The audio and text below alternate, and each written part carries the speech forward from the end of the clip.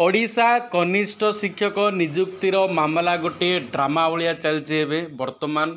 जो थे कि प्रथम हाईकोर्ट राय संरक्षित कले तापर मेधा तालिका को रद्द कले पुणी थे शेष राय आसो शेष राय को पुणी संरक्षित कराला यहाँ गोटे निहाती ड्रामा बा नाटक भली लगुच जो थे कि गोटे गोटे एपिसोड बीती जाऊँगी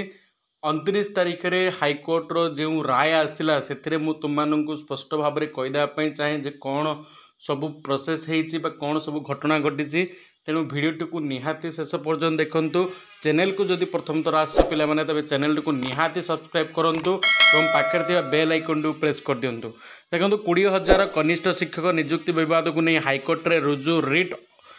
अप्रैल शुणाणी सोमवार शेष होती कनिष्ठ शिक्षक निजुक्ति प्रकाश पाई राज्यस्तरीय मेधा तालिका को हाईकोर्ट रद्द करापर यहाँ चैलेंज कर राज्य सरकार एवं यही आदेश द्वारा चाकरी वंचित होता किसी प्रार्थी रिट अपील करते तापर तुमर थिला कौन जो थे कि तुमको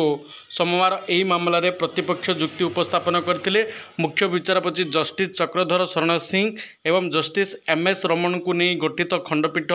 विस्तृत शुणाणी करापर राय संरक्षित रही गत 25 तारिख हाईकोर्ट 29 तारिख चूड़ांत शुणाणी हो निर्देश देते से ही धारा आधार में सोमवार हाईकोर्ट शुणाणी शेष कर राय संरक्षित रखिंट राज्य सरकार पक्षर एभली अशोक परिजा आवेदनकारी को वरिष्ठ आईनजीवी बुद्धदेव राउतराय मामला परिचालना करुँच जदि आम देखा 29 तारिख में जो शेष शुणाणी आसीला रायटा हाईकोर्ट देते कि ए पर्यंत संरक्षित रखाई कौन प्रकार पब्लिक कराए रायडा को जहाँ शुणा मिलूँ 2 सप्ताह पर्यंत राय संरक्षित रखा तापर जा हाईकोर्टर शेष राय समस्त निकट में कौन कर ग्रहण किंतु ए विषय आम जदि अनुध्यान करवा ताहले वर्षे गोटे प्रक्रिया लगला गोटे जॉइनिंग प्रक्रिया करने पदवी को पूरण करने जूनियर टीचर ओडिशा सरकार सबू क्षेत्र में एपली कहीं